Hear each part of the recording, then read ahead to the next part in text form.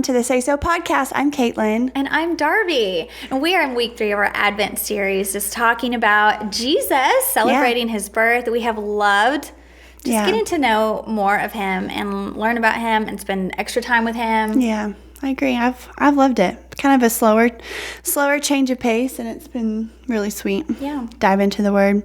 So we're in Isaiah 9. I'm sorry, I'm flipping back to it. 9:6. So we're going to read that verse one more time, like we have every week. Yeah. Isaiah 9:6 says, "For to us a child is born, to us a son is given, and the government shall be upon his shoulder, and his name shall be called Wonderful Counselor, Mighty God, Everlasting Father, Prince of Peace." I just feel better hearing it. Right? Well, you're welcome then. Oh, that's funny. I know. So today we're going to talk about Everlasting Father. And I think this is probably one of the most significant parts of God's character, because I think when we think about Father, we always go to our earthly fathers. Yeah. If you have one, or even if you don't, the lack of fathers that we see in the world, just fatherless generations, and it's so critical to where I think people are just mentally, emotionally, and spiritually. Yeah, I agree. And so the fact that God could be Father, he could be your Father. Yeah. I think that if we're being honest with ourselves, that's probably one of the reasons that we struggle with calling him Father and seeing him as Father the most, is because we do relate it to our earthly fathers, whether they're good or bad, or if I have a good father, but I know that my best friend has a not so good father. Yeah. Like you always, it's just, I think that's how our human mind works, and it's okay.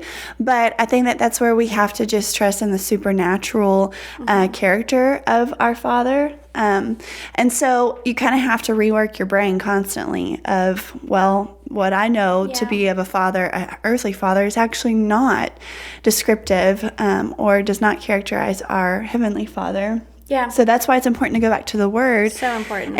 And just know and believe, well, this is actually who he is. Yeah, and the idea that he wants to be our Father. And it's not just that he is a good Father. Yeah. He is that, but he is an everlasting Father, which means he always was. He always will be. And I think the idea of having a Father that is ever present is so healing to so many of us. Because like Kaitlin said, whether you have a really good earthly dad or a not, maybe not one at all, or maybe one that's hurt you, caused you trauma, I think it does hinder our relationship with God, because we're thinking of him like, if I had to work for my dad's love, then I'm going to have to work for God's love. Right. Or if my earthly father hurt me, God is going to hurt me too. Mm-hmm. And so we have these lies built up based on the experiences that we've had. And so I love that God says, I want to be an everlasting Father who is always there for you, to protect you and provide for you. And that is such a wonderful thought. Yeah, it is. Especially this time of year. Yeah, I agree. I felt like it just thinking about him as an everlasting Father is just, it's so comforting, I think, is the immediate feeling I have. Just some words that describe everlasting are timeless, eternal, lasting, unending, constant. To me, that is so, I don't know, like I said, it's comforting, because that's so, it's just not what we're used to when we talk about human relationships, right? Like they disappoint us oftentimes. They don't meet our expectations. They come with a timeline sometimes. And so it's just so difficult, honestly, to wrap your mind around this idea that he really is everlasting. He wants to have an everlasting relationship with us. He wants to, his presence is everlasting. When I think about that word constant, my mind immediately goes to consistent. And I've kind of shared, I think, along the way in the podcast of how, as I get older, like, consistency means so much to me in the friendships that I have, but also just in myself, that I am consistent. I can be counted on. And I was actually listening to a message this morning from Robert Madu. Oh, love him. He's so great. He's a pastor in Dallas at Social Dallas. And my dad sent me one of his messages. He's one of our favorite pastors, preachers. And the message was called Quick to Forget, and you need to go look it up because it's really good. At the beginning of it, he started talking about, hey, when was the last time you thanked God that he has kept us in rotation in the solar system? Have you ever thought about, this is the amount of times that the Earth spins on its axis in a day or in a month or in a year, and how fast we're actually spinning? When was the last time that you thank God that we did not fall out of rotation?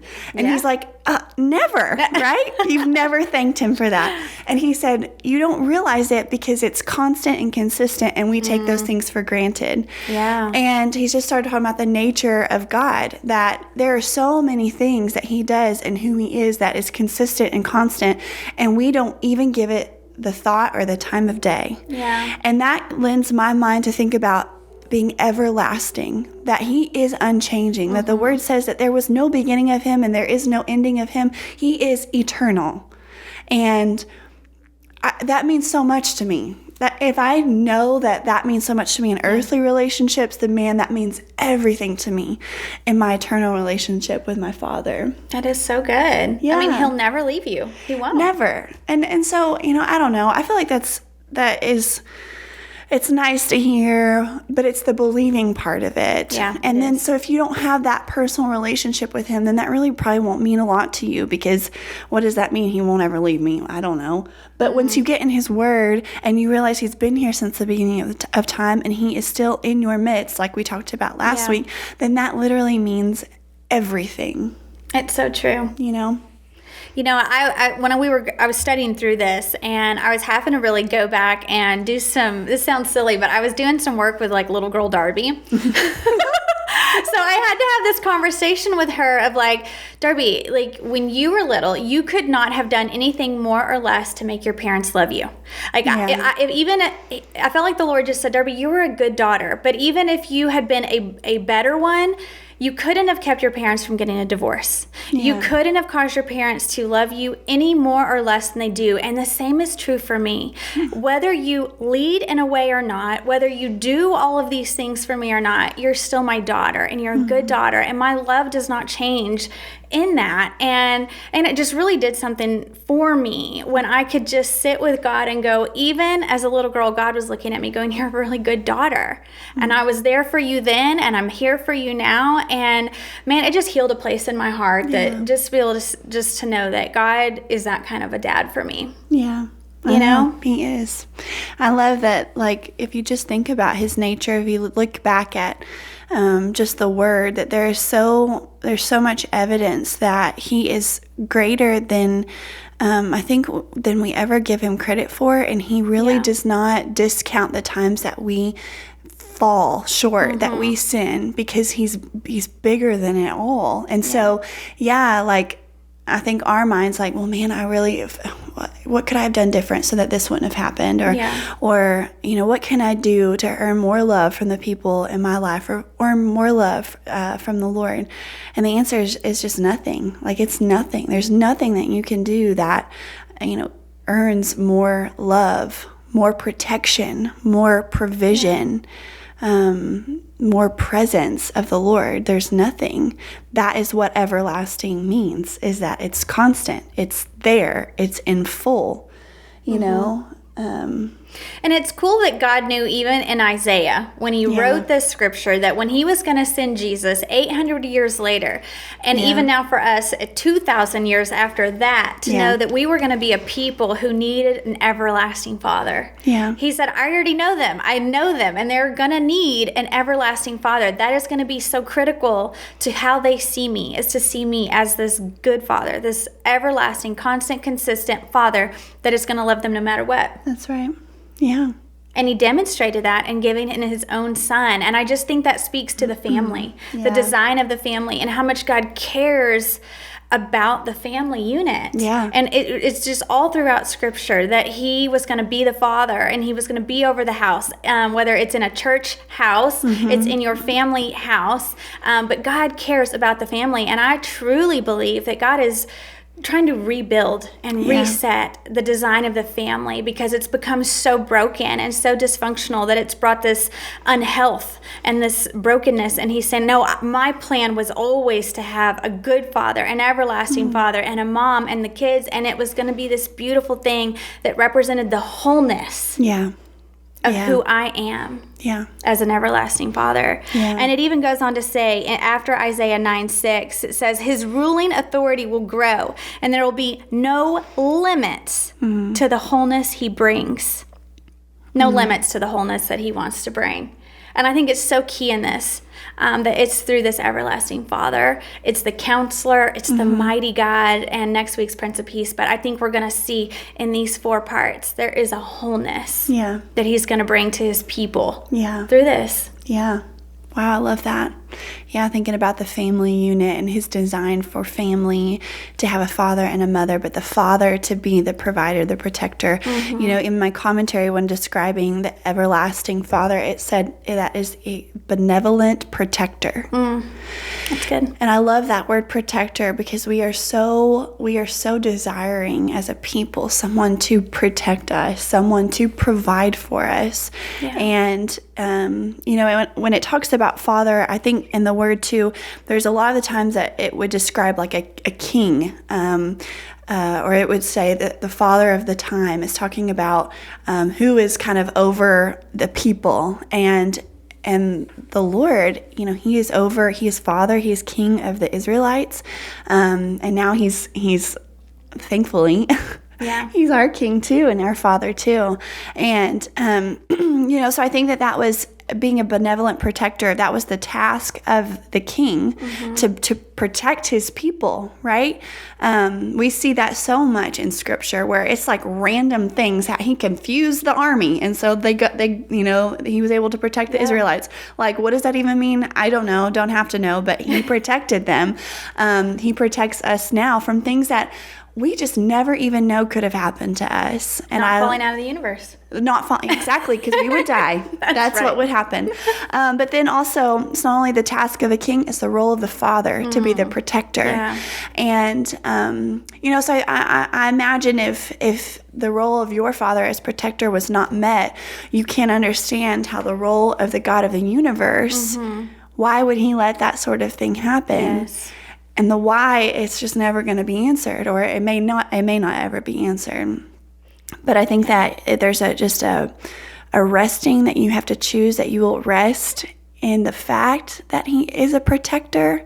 And I think this is such a great verse to claim when you maybe didn't have great experiences with your earthly dad, that you can say, despite what my external circumstances said, despite what my present real life situation is, God is my everlasting Father, and I'm going to choose to get to know him as an everlasting Father, meaning that he is consistent, he will not leave me, and he's safe. And I think this safe thing is really key, because knowing that God, understanding and believing. I think the believing part is really key, because if you believe these things about him, then you don't have to understand them all. You just trust. Yeah.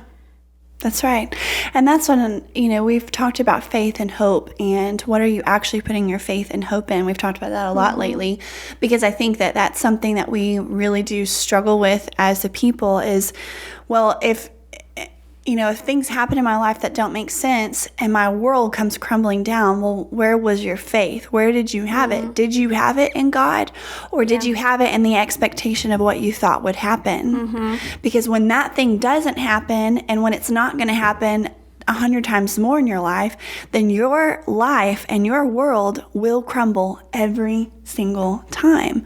But when your faith is in that trust in God and that hope, that he is who he says he is, then man, it won't matter what when your expectations are met or when they're not, because you'll still know that he has something better for me, or he has a purpose and a reason for this.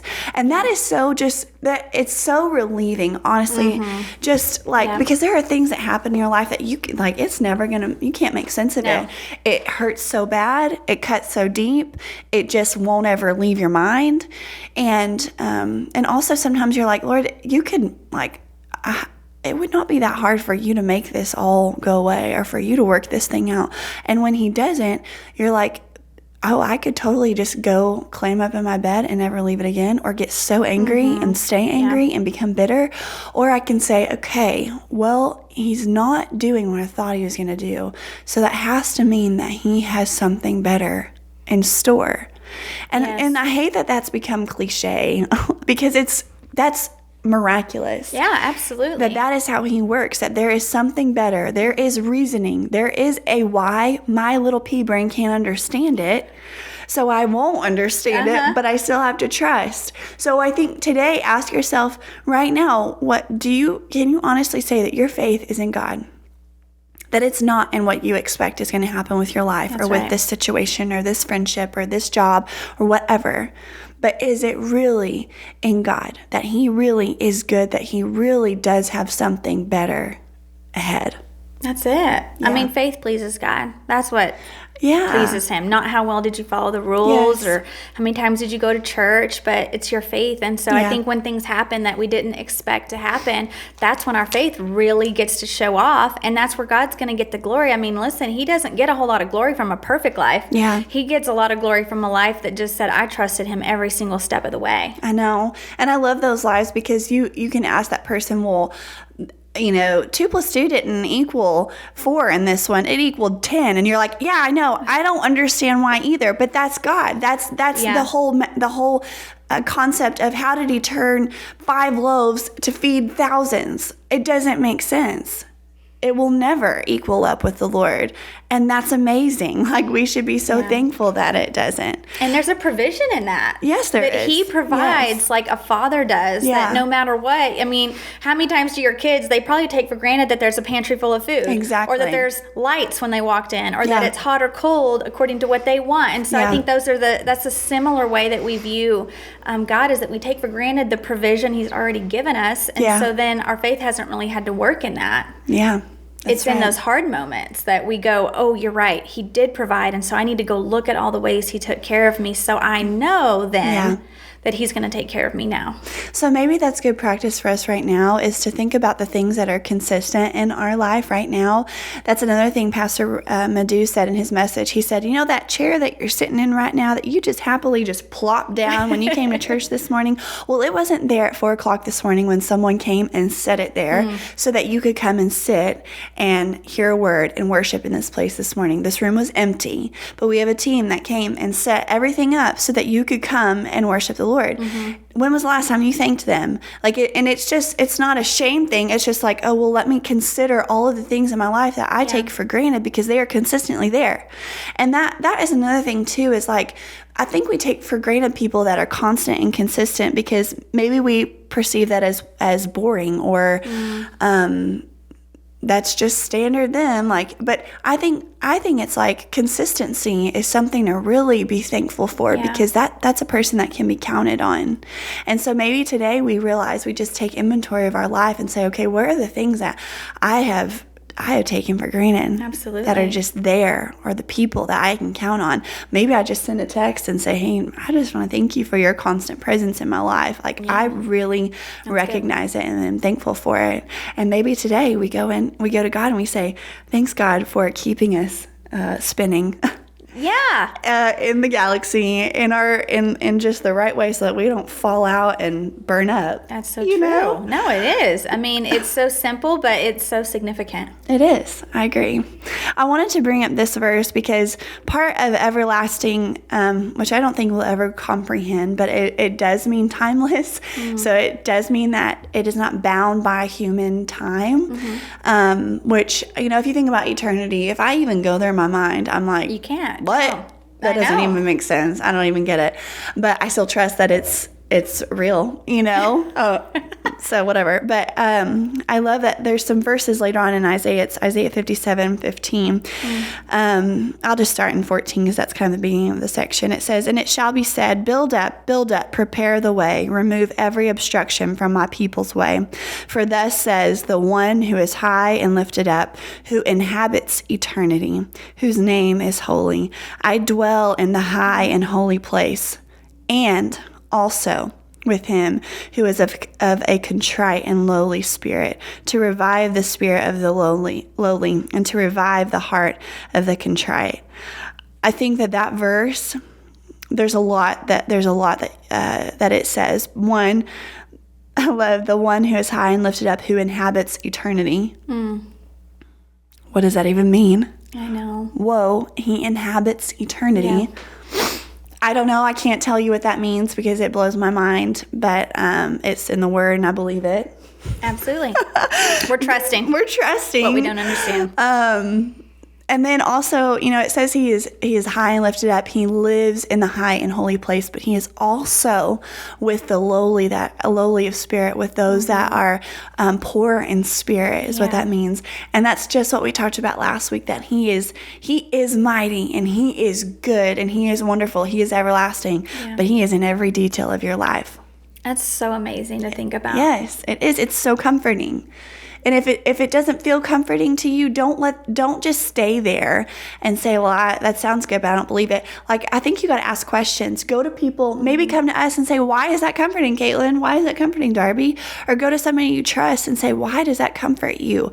Figure it out, because that is one of the most comforting things, to know that he is massive and mighty and he is small and in the midst of it all.